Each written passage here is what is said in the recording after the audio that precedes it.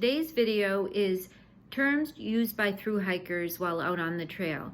And I thought I would just share with you some of the terms, and that way you would be familiar with them, and in future videos, should you hear them, you would have a better understanding. So if you're a hiker, you're familiar with a lot of these terms, but this video is really for my family and some friends who have never hiked before, and thought maybe there are others out there that could benefit from hearing the terms and what they mean. But definitely, if you are a hiker, you are familiar with all of these terms and can probably add to the list. So if there are others and you want to share, comment below, and that would be great. So I compiled a list here of several different terms and was just going to go through them and explain them a little bit more.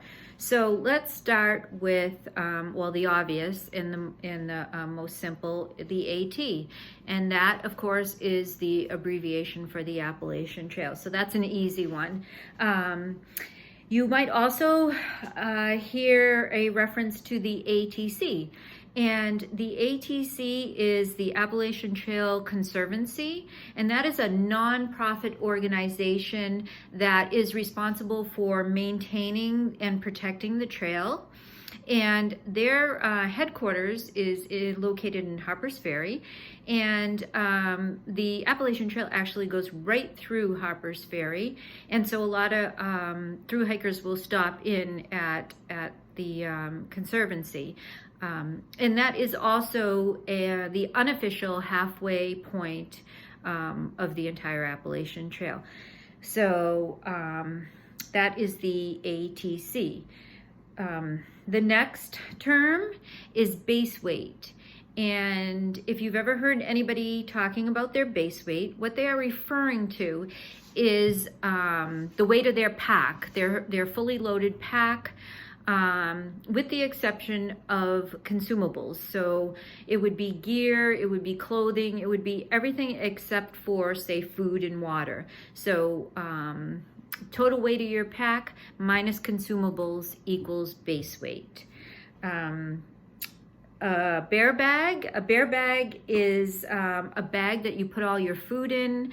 In addition to that, you would put probably your trash and any maybe toiletries or anything that smells goes in the bag, and then the bag is hung from a tree, and this is to help prevent attracting bears. So, and there's also bear canisters, and those I guess are becoming popular on the trail too, which is like a vault. It's like a big plastic container that is bear proof, and you put your food in that, and that also does the same thing. It helps prevent bears from coming around. The next one is a blaze, and a blaze refers to as a trail marker, and that's typically a 2x6 painted rectangular marker, and it can be on a tree or a fence post, a rock, virtually anywhere, and basically it marks the trail. You follow the blaze, and that leads you down the trail. And in addition to a blaze, there's a double blaze, and a double blaze will indicate, a double blaze is two blazes together, and one is usually a little bit higher than the other, and that indicates that the trail is turning. So if the one on the left is a little bit higher, then the trail is turning to the left, and vice versa. So that would be a double blaze. The Appalachian Trail is marked by the iconic white blaze. So if you see a white blaze, that is the Appalachian Trail. Let's see, what else do we have? The term camel up is referred to, it's a term used for drinking as much water as you can while at a water source. so that you hydrate yourself and you don't have to actually carry as much water. So if somebody is cameling up, that's what they're doing. They're consuming as much water as they can to hydrate, with the hopes of not having to carry as much. And that leads me to water source, which is kind of an obvious one, but on the trail, ponds, rivers, streams, all of that are referred to a water source. And basically it is what it sounds. It's a place to get water. Most often it needs to be filtered before it can be consumed, but that is the way hikers get their water once out on the trail. Let's see, the next one is a cat hole, and if you've ever heard of that term, basically what that is it's a hole in the ground dug for human waste. And I'm not the best subject, but it's a reality, and that's what a cat hole refers to. So that leads me to the next on my list, which is a hiker box, and a much better subject than the cat hole. The hiker box is a box of freebies, and basically it could be food, it could be gear. What it is it's left by previous hikers, so they've discarded maybe some things that they didn't want to carry or didn't use, and left it behind for hikers to take at will. And the boxes usually can be found at shelters or in hostels. So that's a pretty cool thing to be able to, share the things that you can't use. And let's see, next on my list is a hostel. And a hostel is basically trail town lodging. It's usually bunk bed style, and it can be donation based, or usually sometimes there's a small fee. But a hostel is another option when going into town for lodging instead of staying at a hotel. While on the trail, most hikers will camp or nearby, or stay at what's referred to as a lean-to. And a lean-to is really a simple shelter. It's usually three-sided, and they're spaced out along the trail, maybe, I don't know, anywhere between 7 and 15 miles. And at the lean-tos, there's usually a privy and a water source.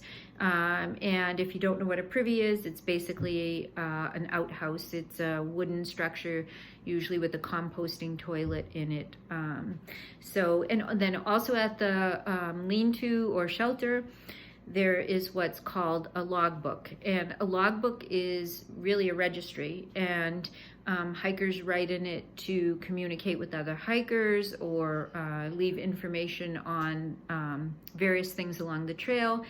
And it's also used to record like the last known location of hikers for safety reasons and whatnot. So there's the logbook.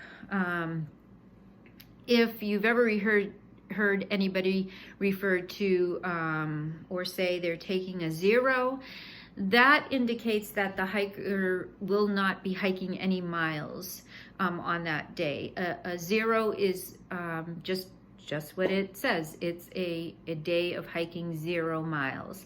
And there's also what's referred to as a Nero, and again, a little almost self-explanatory. It is nearly no miles hiked, so or very few miles hiked. So there's that.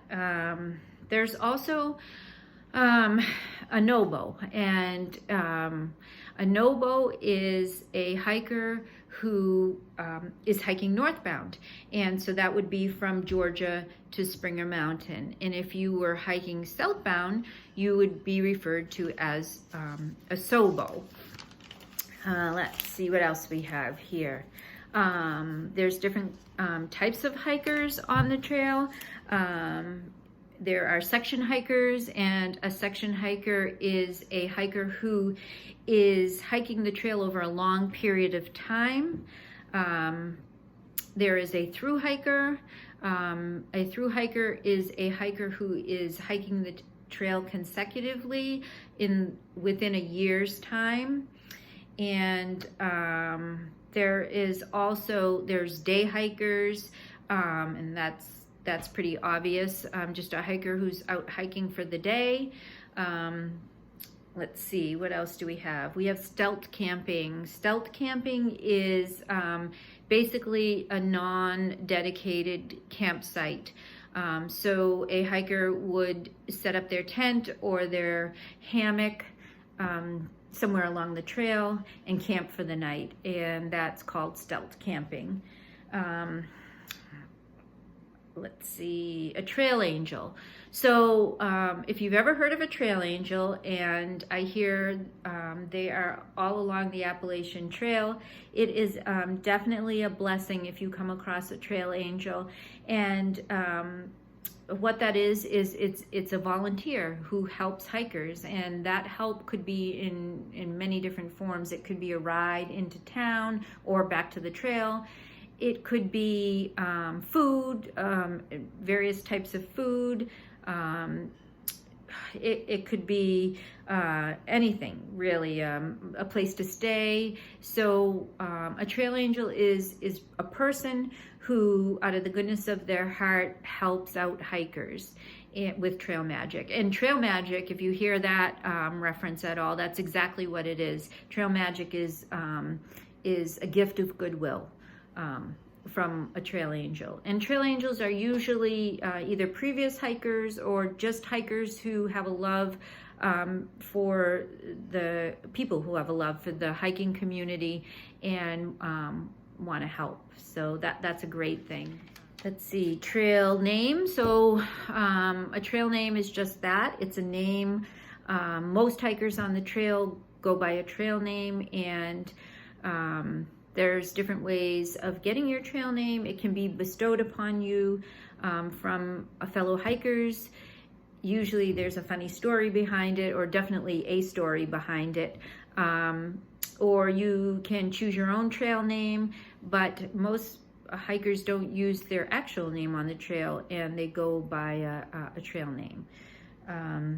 Let's see. I think the last on my list here is resupply. So if you hear anybody talking about resupplying, what that means is they will be going into town to resupply their food for the next days, the up and coming days. And basically, obviously you can't carry enough food for the entire trail. So what you do is you do like anywhere from 5 to 7 days worth of food before you go into town and do what they call a resupply. So that's really all I have. I'm sure there's others, but those are the ones I could think of today, and thought maybe those would be the most common ones that you would hear.